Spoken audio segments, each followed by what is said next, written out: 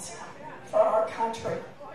And the direction we go will in part be set right here in Iowa. I am grateful to all of you who take this seriously, who are in this fight all the way, and who are going to help us make a better country. So thank you.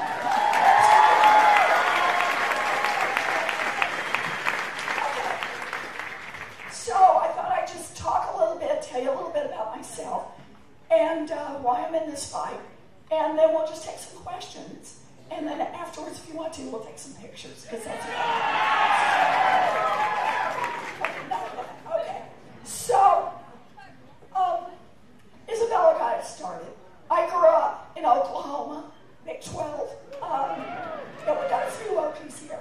I grew up in a family, my daddy, he sold stuff. He sold carpeting, he sold paint, he sold housewares. I have 3 older brothers. They all went off and joined the military. They carry their veterans cards today, proudly. I was what used to be known as the late in life baby. My mom always called me the surprise. I was about 30 before it hit me what that meant. But it worked out. So for a long time, it was just my mom and my daddy and me. And when I was in middle school, my daddy had a heart attack.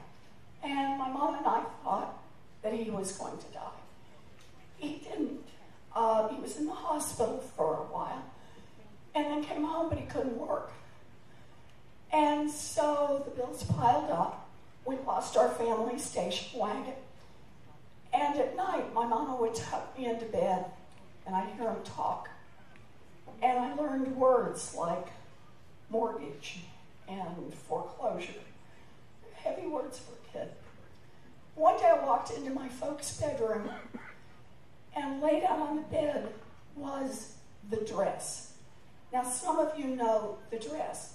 It's the one that only comes out for weddings, funerals, and graduations. And my mother had it laid out, and she was pacing back and forth. She's in her stocking feet, and she was crying. And she was saying, "We will not lose this house. We will not lose this house. We will not lose this house." She was 50 years old. She had never worked outside the home, and she was terrified. And so finally, she pulled that dress on.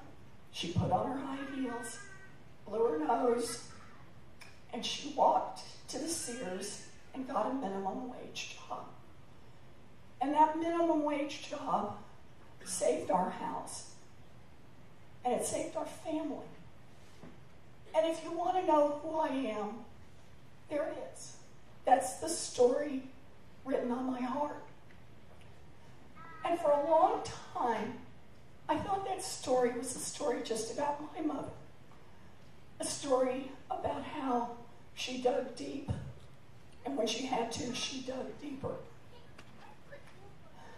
And then I started to understand years later, it's the story of millions of families across this country. People who do what needs to be done to take care of those they love. And then, years after that, I came to understand it's also a story about government. Because when I was a kid, a minimum wage job would support a family of 3. Yeah. It would cover a mortgage, it would cover utilities, and it would still get basic food on the table. Today, a minimum wage job in America, full-time, will not keep a mama and a baby out of poverty. That is wrong, and it's why I'm in this fight.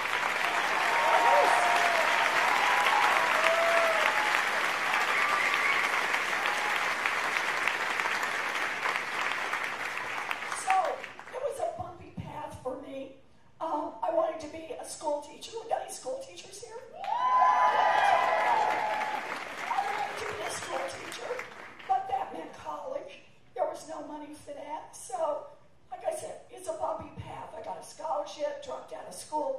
married. Smart. My chance was a commuter college that cost $50 a semester. Yeah. An America that invests in young people. I had babies, I went to a state law school, and I ended up as a professor. Now, that was pretty amazing. But the one thing I can tell you about all of my grown-up professional life is that it is centered around one fundamental question. What's happening to working families in this country? Why is it getting harder and harder for young people to be able to build some security? Why is the path getting rockier, and particularly rockier for people of color? Why is that happening?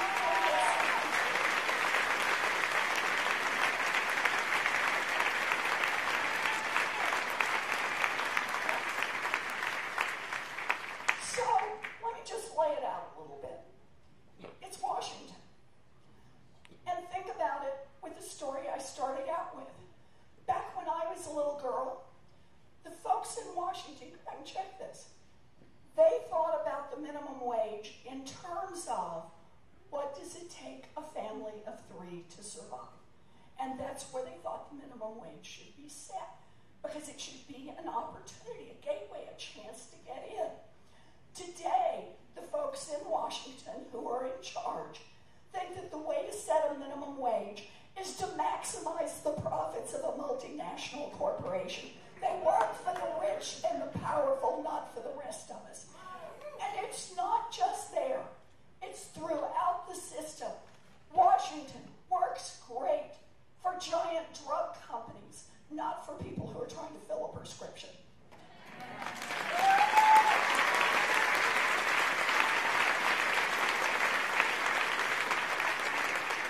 Washington works great for giant oil companies that want to drill everywhere, but not for people who are worried that this planet is going to burn up.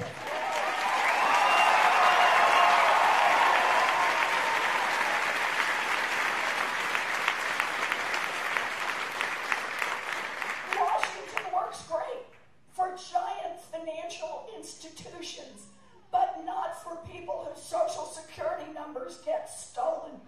This is one step after another. Washington works for the rich and the powerful and leaves everyone else behind. This is corruption.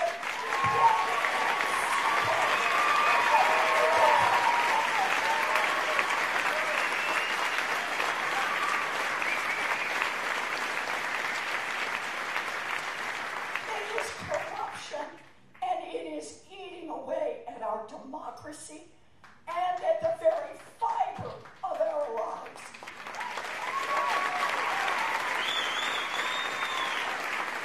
I just do a couple of things.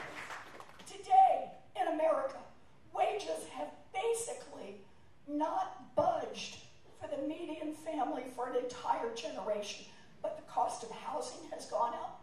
The cost of getting an education has gone up. The cost of child care has gone up. The cost of health care has gone up. Families are in the squeeze because Washington's working for the rich. Let me do another one. Home ownership. Number one way in America for middle-class families to build wealth. It's generation after generation. It's how it works. Today in America, African-American home ownership rates are the same as they were when housing discrimination was legal.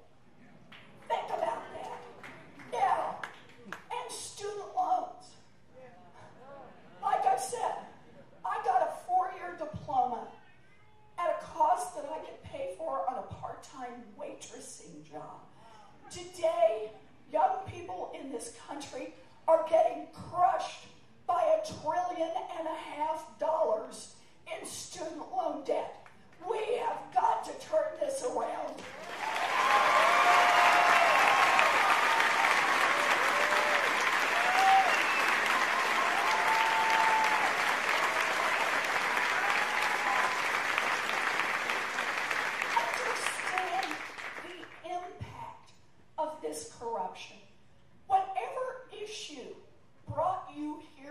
tonight, I guarantee it intersects through a Washington that's working for the rich and the powerful. Look, gun safety, it goes through Washington. We can't do basic things that most of us agree on. Why? Because we've got the NRA calling the shots in Washington.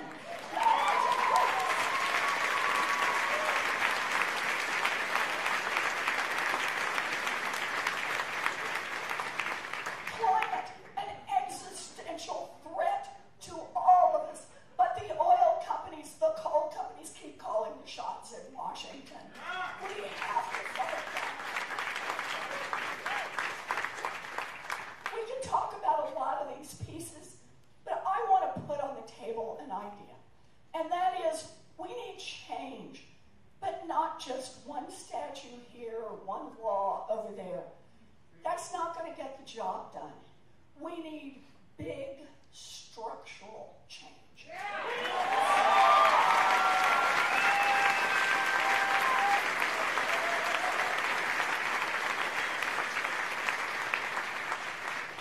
We've got to go big on this. So let me give you some ideas and some examples. And then we'll get to some questions. So here's the first one. We need to change the rules in Washington. Yes. And it's about money in politics. It's about the influence of money.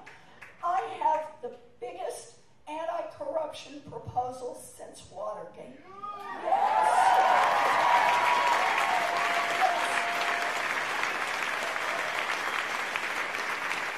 How about we block the revolving door between Wall Street and Washington?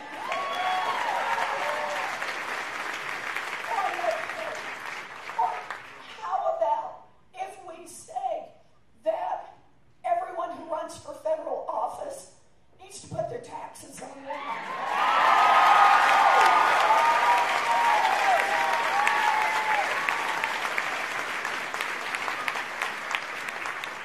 Change the rules in Washington. Citizens United, money in politics, change the rules in Washington. We got to change the rules in this economy. And here I want to start again with structural change. We got a problem where the big corporations, the billionaires, they're calling the shots. We need to strengthen our unions, our workers.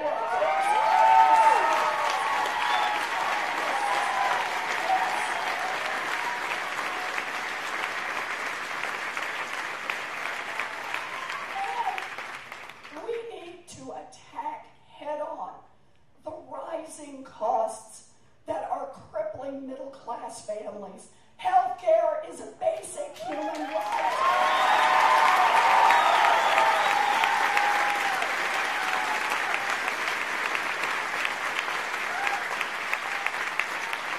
A chance to get an education without getting crushed by student loan debt.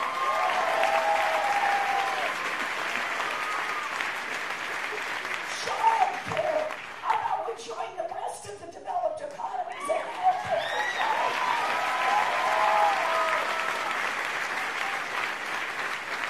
and strengthen Social Security and protect our pensions. That's how we do it. So, we got to change the rules in Washington. We got to change the rules in our economy. And we've got to change the rules in our politics. And that means we need to protect democracy. Here's my first idea. I want to see a constitutional amendment so that every American citizen has a right to vote, and that vote will be counted.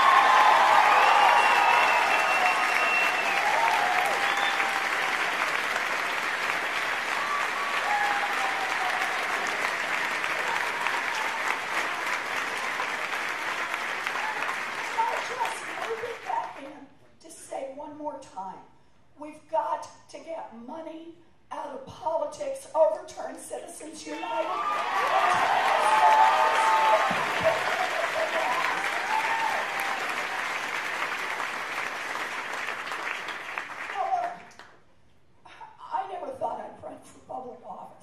Not in a million years.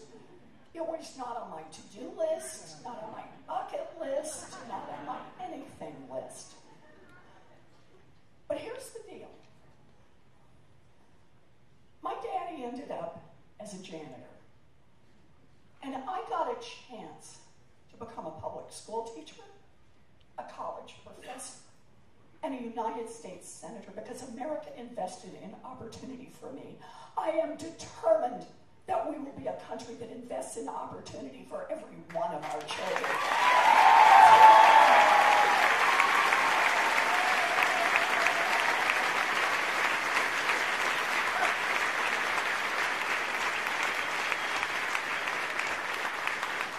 So this is about how we make change. And for me, I'll tell you exactly what I'm doing here in Iowa, and that is trying to build grassroots. Because I don't believe that democracy should be for sale to billionaires and giant corporations.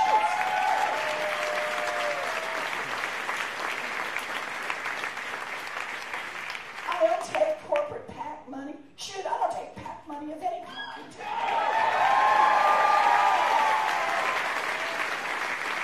I don't take money from federal lobbyists. This is about rebuilding what we do together. This is about rebuilding our democracy. Person by person by person across Iowa and across this country. So I'm going to do this grassroots. I hope everybody in here will sign up, will be part of this. ElizabethWarren.com. You can go there. Volunteer. Be part of this. Get a sign, a bumper sticker, offer to make a few phone calls, pitch in $5. But make an investment in democracy because this is our chance. This is our chance.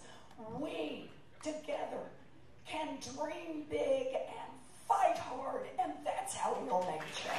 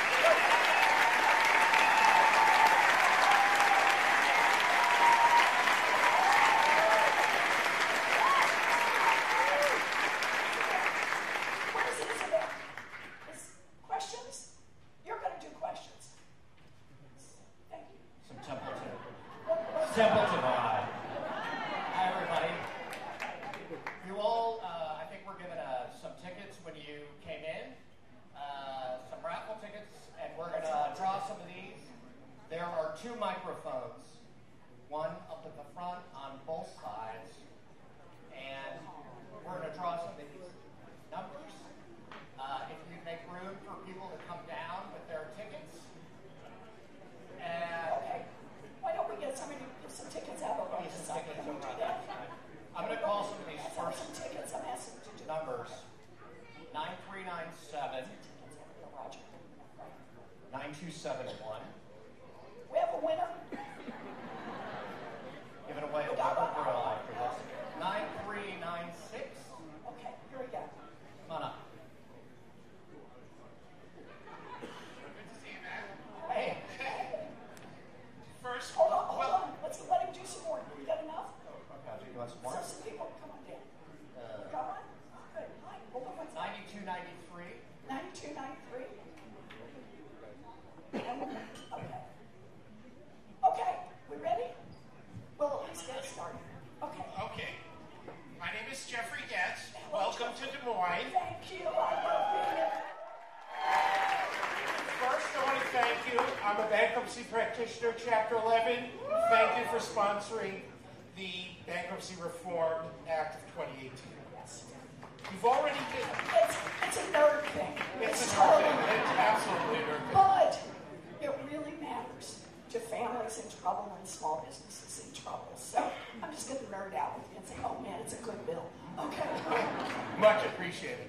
You've already hit on one of my top issues, which is the corrupting influence of money in politics.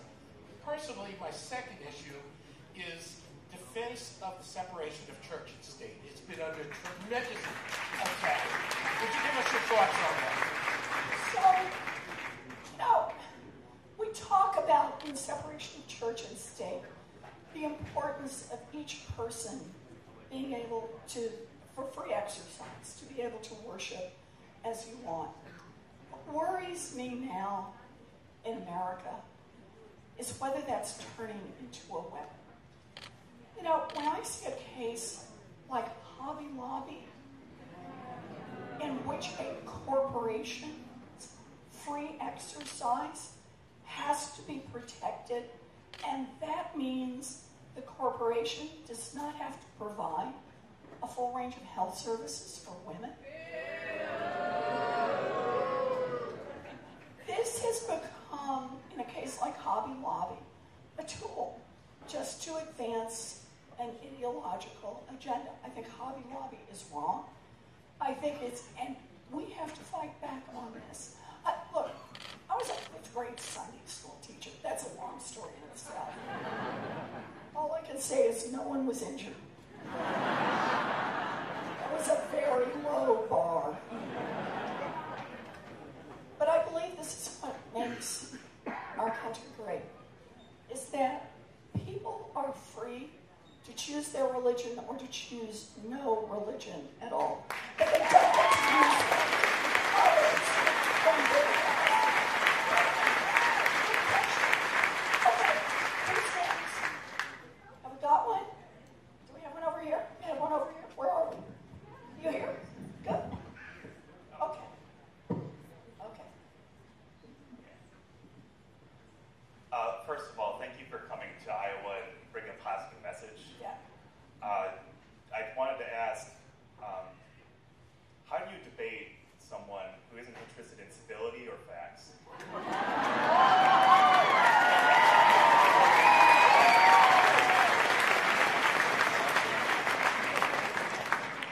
Did you have someone in specific in mind?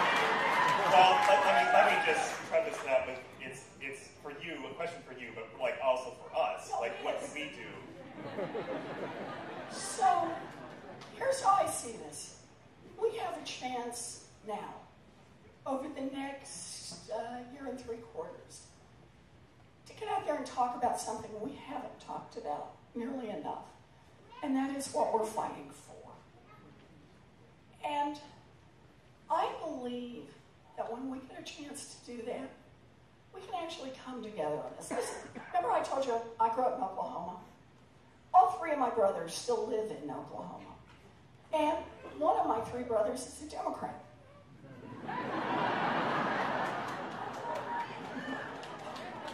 We're working on it. But here's good. Here's the deal. I love all 3 of my brothers.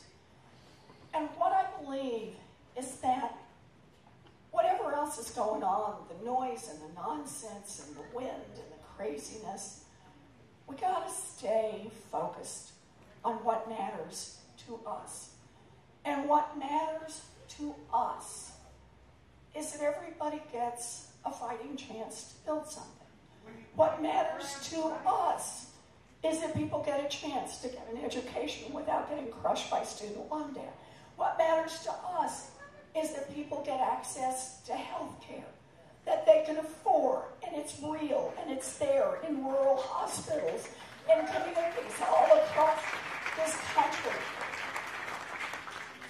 I think that when we talk, I have to tell you, I've been talking about corruption for a little while now. I got this bill together. Yeah, you're nodding, you're saying, corruption. I am so into this. But here's the deal. You don't have to persuade people. You don't have to go out and say, let me show you the 45 pieces of evidence of corruption. Democrats, Republicans, and independents get it. Okay, not 100% of it. There are some who are signed on in a different direction, but they get it.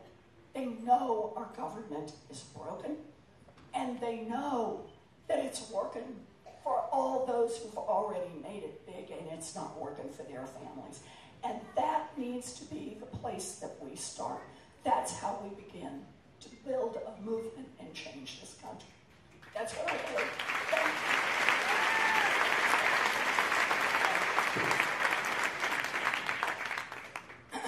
Go ahead. Another one? We have more. 9320. 9320? Have you got one? Are you one of these? Yeah. Okay, sure. Okay. Okay. First off, it's been a few years, but I remember you talking about letting students refinance their loans through the post office. Yep. And I haven't heard that for a while, but I think that's a great idea. Thank you. So I think as Democrats, we need to run as the party of the people. Yep.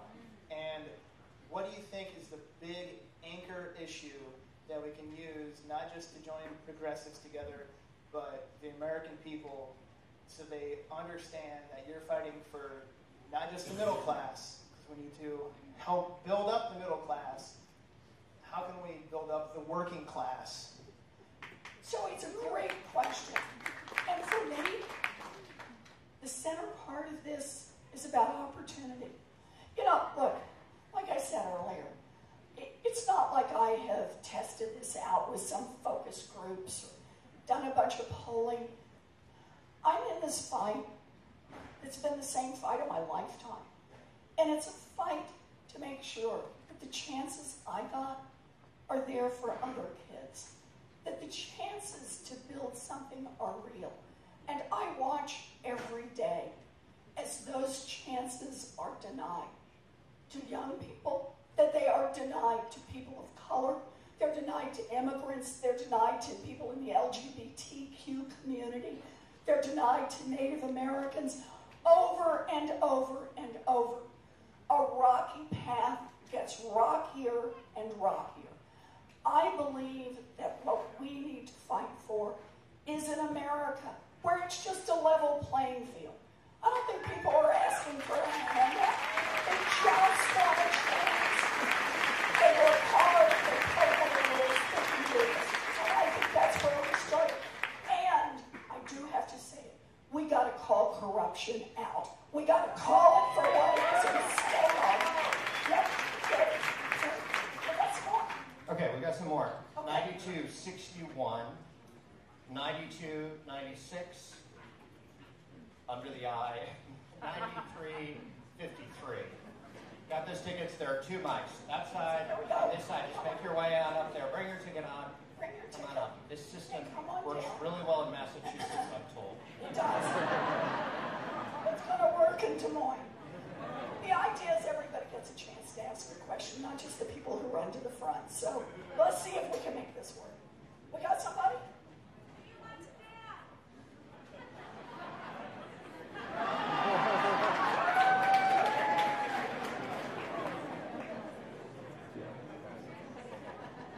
Go ahead. Good evening. My name is Amber Sellers, and I'm from Kansas, Olathe, Kansas, or Shawnee, Kansas specifically.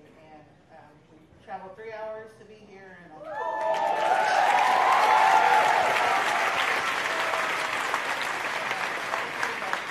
that's commitment. I'm impressed. Thank you. I appreciate the opportunity to be here, and I want to say that you are probably one of the most natural feeling candidates that I have met. And that speaks volumes, and I hope that this is not the last time we see you, and that we see you in a more presidential position.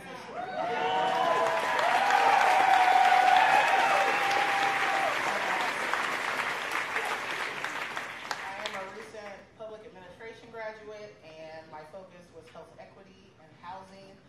And I want to know, as someone who is on the grassroots, who experiences housing inequality, who is rent burdened, who does not work a job that will allow them the opportunity to own a home. And I know that your recent bill that you recently I'm going to talk about it.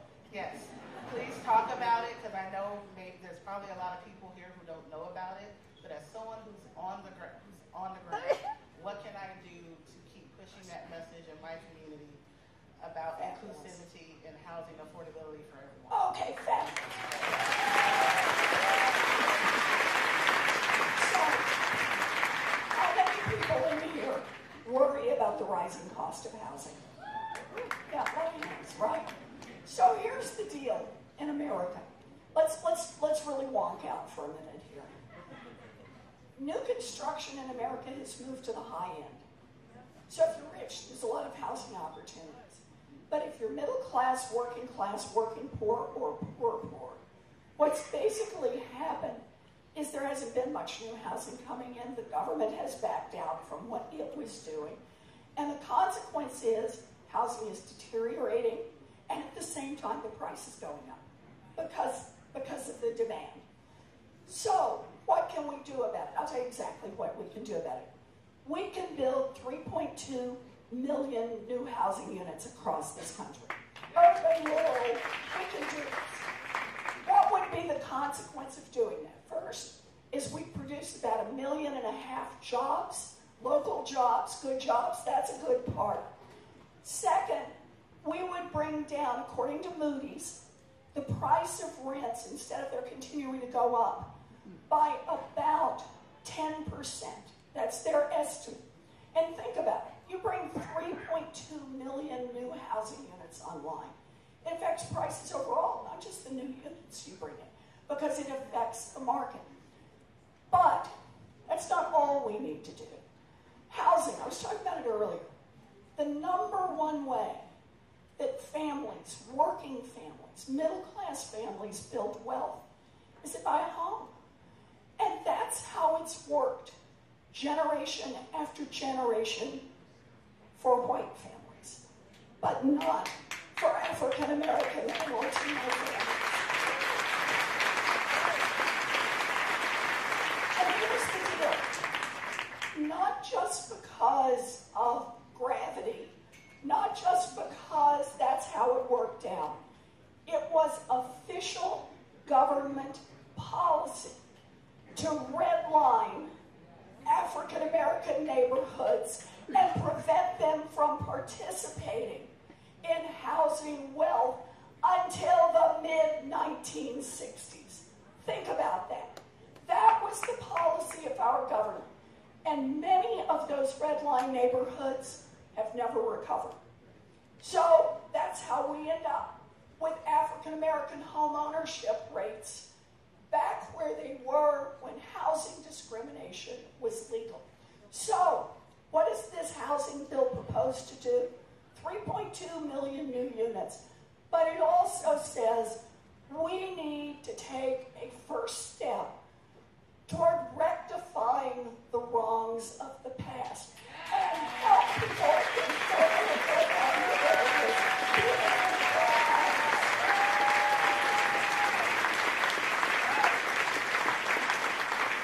I'll tell you one more part about this bill. It also requires that we put the money in to fully fund our obligations for housing on our native reservations. Something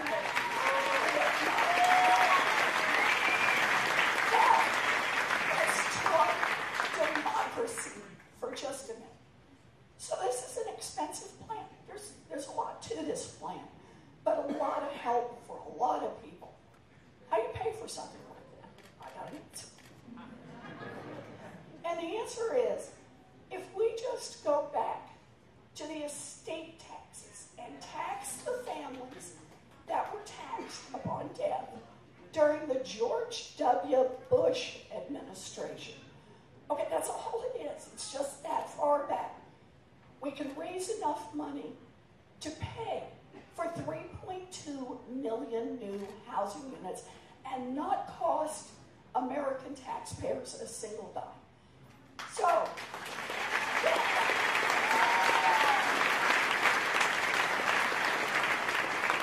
but here's the part about money talks. So I go talk to experts in Washington. I put this bill together. I talk about this will be senior housing. This will be housing for people with disabilities. This has so many places, housing in rural areas where it's falling apart. Lots of good stuff that comes out of this. Remember, 3.2 million new housing units, plus all the spillover good effects from this in jobs. And who would help pay for this? The 10,000 richest families in America. And do you know what people in Washington say to me? You can never do that. because 10,000 rich families have so much more power in Washington than millions of American families who are struggling to pay. So what I say to them is you just wait till 2020.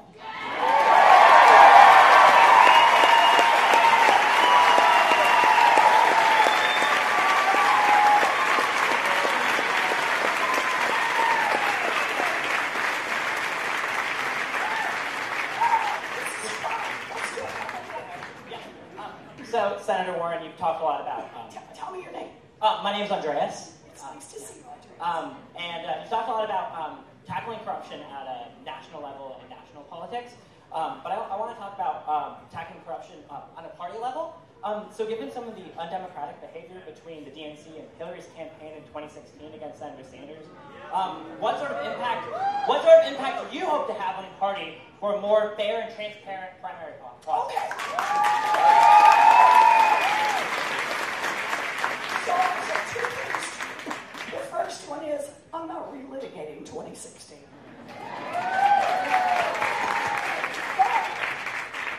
I think right now, in a 2020 presidential primary, that as Democrats, we have a chance to strengthen democracy. And here's how I think we ought to do it. I think that all of the Democratic candidates, whoever they turn out to be, should link arms and say our primary is not for sale to billionaires.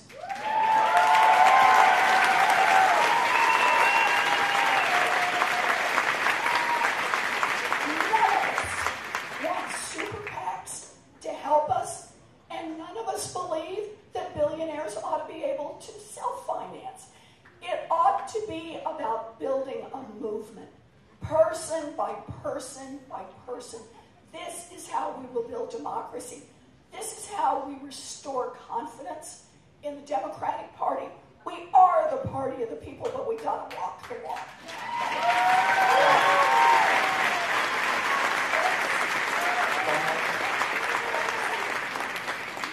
Make it a good one. And then we'll do pictures. Bienvenido, Iowa, Elizabeth Warren. Iowa was the first state that allowed women to enter the legal bars to become attorneys. So you are in the thought-leading state of the union. Welcome. All right. So on that side, I got a question for you because I'm very worried about the course of our corporations. Many of them are offshoring to Ireland, to other offshore locations, and I want to know what we can do in 2020 to incentivize them to stay here and balance their responsibility towards our communities because we built their wealth, and I think it's an opportunity in 2020, and I want to hear what we can do. This is great. So, great question about corporations. And I'll just do kind of a short version of this. And what it starts with, kind of the core of what this is about, is back to the point about corruption. Why do you think the tax bill gave away $1.5 trillion to giant corporations, multinational corporations, and billionaires? Think about it. The estimate that I saw was that these multinationals that got literally, think about it, hundreds of billions of dollars in tax breaks, 40% of their shareholders aren't even here in the United States. So we just gave away money. Why did we give away money? Because Washington is corrupt. Because money talks. So part of it has to be, this is why I was talking about systemic change, structural change. We've got to start with an anti-corruption bill. We've got to push it back.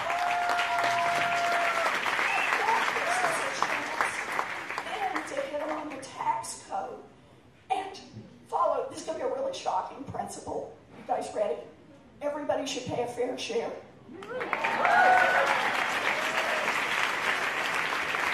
But there's one more I want to throw in about this, and that is corporate behavior is determined by corporations themselves. And up until the early 1980s, you can look at corporate minutes, you can look at the groups that represented corporations, And you know what they say? They say, here in America and across Europe, corporations have a responsibility to their shareholders, to their employees, to their customers, to their communities. That is how it was. And it used to be the case that as corporations got richer, everybody participated. That the workers got richer too. Everybody got a bigger slice of pie. That changed in the late 80s, and corporations said it's only one thing. It's shareholder wealth. And we are here to maximize it, even if it means we're making big money. And we lay off our American workers to go somewhere else. We dump all kinds of poisons in the river because it improves our profitability. That's the way corporations have shifted over time. And then I want to talk about this. They have PR firms. They put little green logos on things. But understand, the rules that govern corporations are not just up to corporations. They're up to you and me. So I have a proposal for something called accountable capitalism that says, yes, that the giant corporations have to get a charter that requires them to respond not just to their shareholders, but their employees, their customers, and their communities. And I think employees ought to be able to elect, let's say, 40% of the board. That would change it.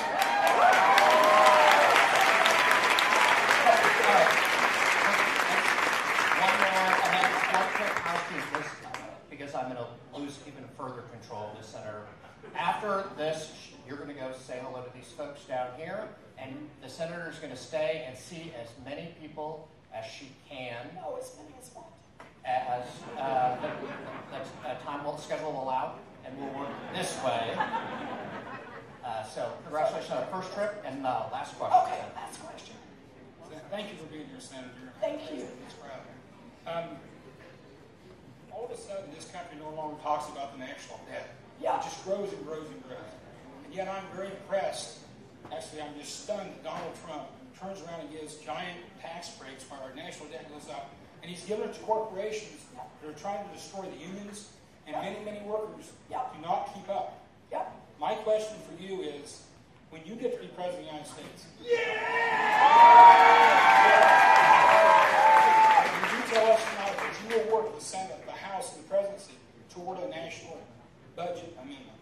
You bet. That we would have a budget, a balanced budget every year. Wait. I didn't hear the last few words. Let me say on this. We need to make our dollars, our budgets, work for our people. And I agree. Our national debt right now is a drag on our young people, on their future. It is obscene what America has done. That America went to war 17 years ago and put it on a credit card for our children to pay. That is fundamentally wrong. That America gave away $1.5 trillion in tax breaks.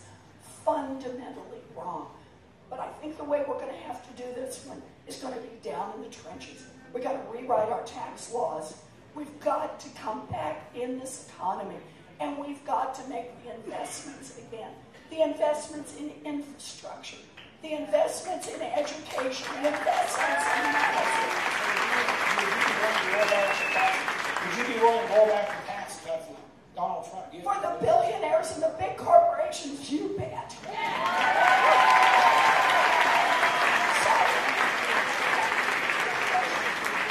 So, first, thank you all for being here.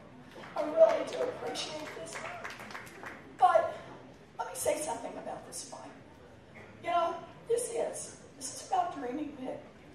And it's about fighting hard. It's about making structural change, not a nibble here and a piece around the edge. And a lot of people say, that's just too hard. You just can't do that. It is just too hard. So let me just say to all of you, people told me after the financial crash, we could never get a consumer agency. That crash was caused one lousy mortgage at a time. One giant bank that cheated one family, another family, another family, targeted communities of color, targeted young people, targeted seniors, and crushed them. But people said to me, the banks have all the money, and they will prevail. They spent more than $1 million a day for more than a year lobbying against financial reforms, and particularly that consumer agency. But here's the deal. We had nothing on our side. We didn't have money. We didn't have big groups on our side. But we got organized. We fought back.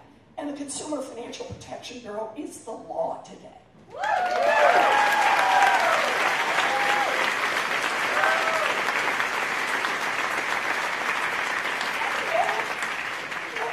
He tries to sideline it, but it's doing its work.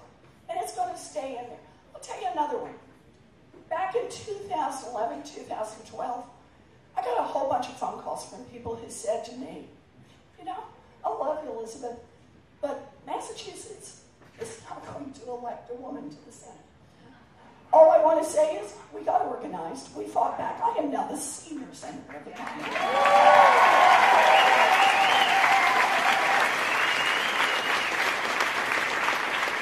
Okay, and just one more. Just one more. Wells Fargo. Heard of Wells Fargo, I can tell. So Wells Fargo cheats millions of its customers, decides the way to deal with that is fire a bunch of people who make $15 an hour, right? And we saw what had happened during the crash. The CEOs of the giant banks, they just rolled in the money, right? Stayed in their jobs. People said to me, you can't get any accountability, personal accountability, from the executives of a big company like Wells Fargo. But all I can say is, you get in that fight, you push back, and the CEO of Wells Fargo is gone.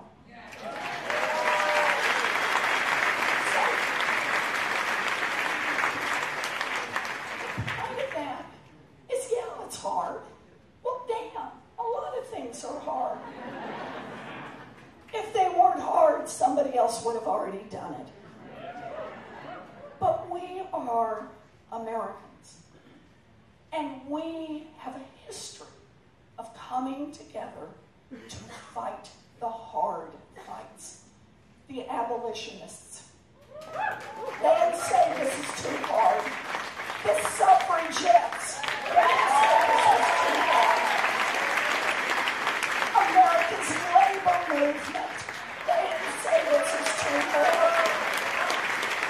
America's civil rights movement.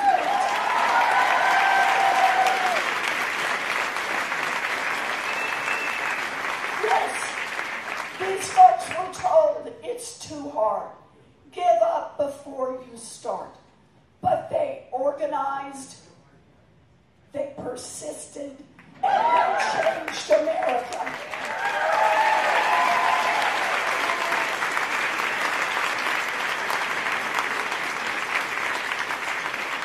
I'm here tonight because